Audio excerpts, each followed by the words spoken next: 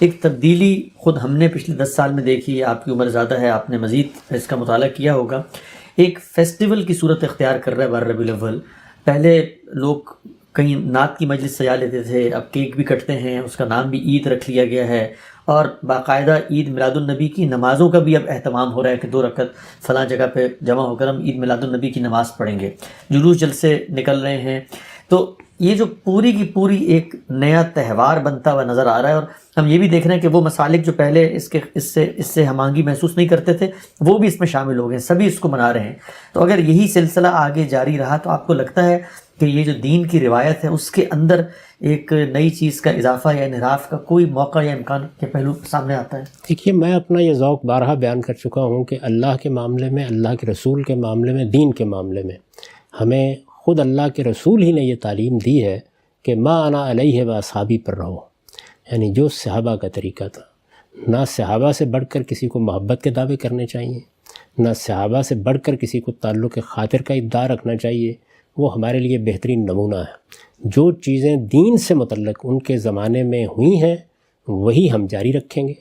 ظاہر ہے کہ وہ حضور کے اذن سے ہوئی ہیں، اللہ کے پیغمبر کی ہدایت کے مطابق ہوئی ہیں، انہی پر عمل جاری رکھیں گے، ان میں کوئی اضافہ نہیں کریں گے، کوئی خرابی نہیں پیدا کریں گے. باقی رہ گئی یہ بات کہ کوئی آدمی اس پر خوشی محسوس کرتا ہے، وہ کوئی خیرات کر دیتا ہے، یا اس موقع کے اوپر آپ کو مجلس منعقد کر کے اس میں رسالت مآب صلی اللہ علیہ وسلم کی سیرت بیان کر دیتے ہیں، اس میں کوئی حرج کی بات نہیں. تاہم یہ بات یاد رکھنی چاہیے کہ رسول اللہ صلی اللہ علیہ وسلم اس سے بہت بلند ہے کہ آپ کو ایک دن کی شخصیت بنایا جائے. آپ ہر روز کی شخصیت ہیں، ہمارے ایک ایک دن کی شخصیت ہیں، ایک ایک رات کی شخصیت ہیں. یہ پوری زندگی آپ کے ساتھ وابستہ ہے، اور آپ کے ذکر کو بلند کرنے کا اللہ نے اہتمام کر رکھا ہوا ہے. ہر 5 وقت آپ جانتے ہیں کہ مسجدوں سے آواز بلند ہوتی ہے، اشہد ان محمد الرسول اللہ. تو میں رسالت مآب صلی اللہ علیہ وسلم کو ان عام شخصیات سے بالکل منفرد، بالکل بلند اور الگ ہونا چاہیے.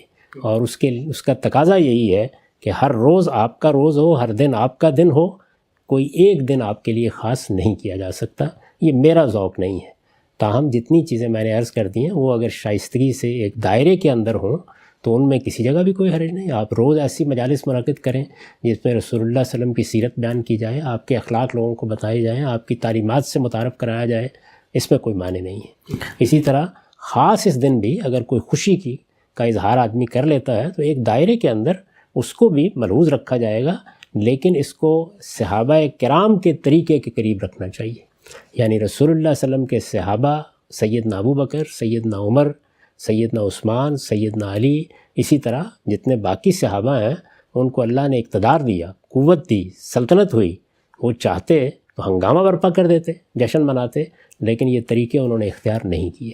تو ہمارے ہاں جو دین میں تہوار مقرر کیے گئے ہیں دینی لحاظ سے، یعنی دنیوی اعتبار سے آپ 10 تہوار مقرر کر لیں، اس میں کوئی اعتراض نہیں. دین میں جو تہوار مقرر کیے گئے ہیں وہ 2 ہی ہیں، ایک عید الفطر اور ایک عید الاضحیٰ. یہ کس نے مقرر کیے ہیں؟ یہ رسالت مآب صلی اللہ علیہ وسلم نے مقرر کیے ہیں. تو آپ کی پیروی میں تہوار تو یہی رہیں گے. باقی کسی کے جذبات کا اظہار، محبت کا اظہار، تعلق خاطر کا اظہار، سیرت کا بیان، لوگوں کی تعلیم، یہ سب چیزیں بالکل ٹھیک ہیں، ان میں کوئی اعتراض نہیں. اس سے آگے بڑھ کر کوئی ایسا کام نہیں کرنا چاہیے جو صحابہ کرام کے طریقے سے ہمیں ہٹا دے، کیونکہ اللہ کے رسول کی تعلیم یہی ہے کہ اپنے دین کو ٹھیک اس جگہ پر قائم رکھو، ما انا علیہ و اصحابی، جس پر میں نے اور میرے صحابہ نے زندگی بسر کی ہے.